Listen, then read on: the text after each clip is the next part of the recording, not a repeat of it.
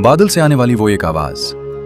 क्या आपने कभी सोचा है कि जब पूरी दुनिया कहत का शिकार हो, जमीन प्यास से फट रही हो और आसमान से आग बरस रही हो, तो ऐसे में कोई एक ऐसा शख्स भी हो सकता है जिसके लिए आसमान से बादल चलते हों? नहीं, ये कोई कहानी नहीं है। ये उस रब का वादा है जो कहता है कि तुम मेरी राह में दो, मैं तुम्हें वहां से दूंगा जहां से तुम्हारा गुमान भी नहीं जाएगा। आज की इस वीडियो में हम आपको हदीस मुबारका की रोशनी में एक ऐसा वाकया सुनाएंगे जिसने सदियों से लोगों की जिंदगी बदल दी है।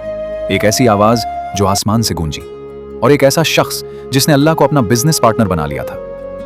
अगर आप आज परेशान हैं, रिस्क की तंगी है या दिल बेचैन है, तो अगले 10 मिनट आपकी सोच बदलने वाले हैं। 2.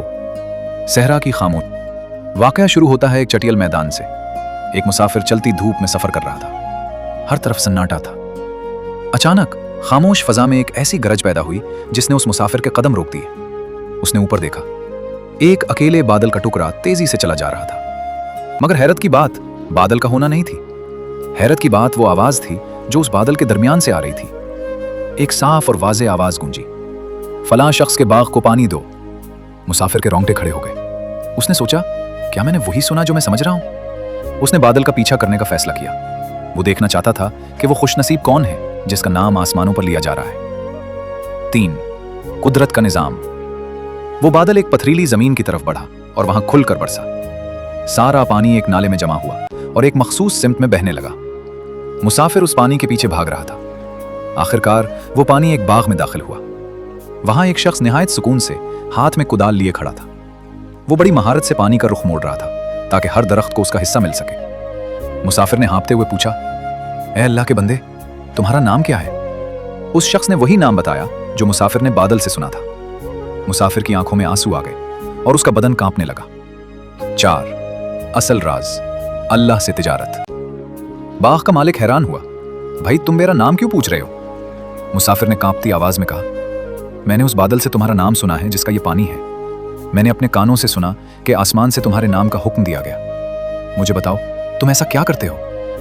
बाग का मालिक मुस्कुरा दिया और बड़ी आजिज़ी से बोला, जब तुमने इतना इसरार किया है तो सुनो।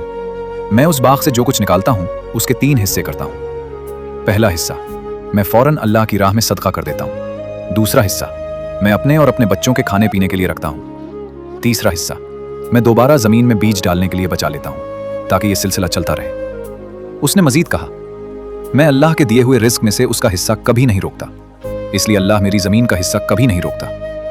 5. जज्बाती इख्तिताम। मेरे अजीज दोस्तों, ये वाकया सिर्फ एक पुराना किस्सा नहीं है, ये आज के लिए एक बड़ा सबक है।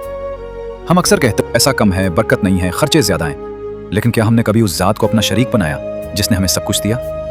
हम दुनिया के निजाम में इतने फंस गए हैं कि हमने सदका को सिर्फ बच्ची कच्ची रकम समझ लिया है।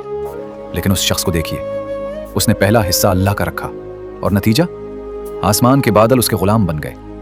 हो सकता है आज आपके पास देने को बहुत कुछ ना हो, मगर याद रखिए, अल्लाह आपकी जेब नहीं, आपकी नीयत देखता है। 1 रुपया भी अगर नीयत से दिया जाए तो वह आसमानों के दरवाजे खोल देता है। आज अपने आप से एक वादा करें, अपनी कमाई में से अल्लाह का हिस्सा निकालना शुरू करें। फिर देखिए कैसे आपकी जिंदगी की खुशहाली के लिए कायनात की हर चीज काम करना शुरू करती है। क्योंकि जो रब पर तवक्कुल करता है, रब उसके लिए काफी हो जाता है। अल्लाह हमें इस बाग वाले जैसी सखावत और यकीन कामिल अता फरमाए। आमीन सुम्मा आमीन या रब्बल आलमीन। अल्लाह हमें कहने सुनने से ज्यादा अमल करने की तौफीक अता फरमाए। आमीन सुम्मा आमीन या रब्बल आलमीन। मजीद इस्लामी मालूमाती वीडियो देखने के लिए बराह करम हमारे चैनल को लाइक, शेयर और सब्सक्राइब करें और कमेंट जरूर करें। शुक्रिया।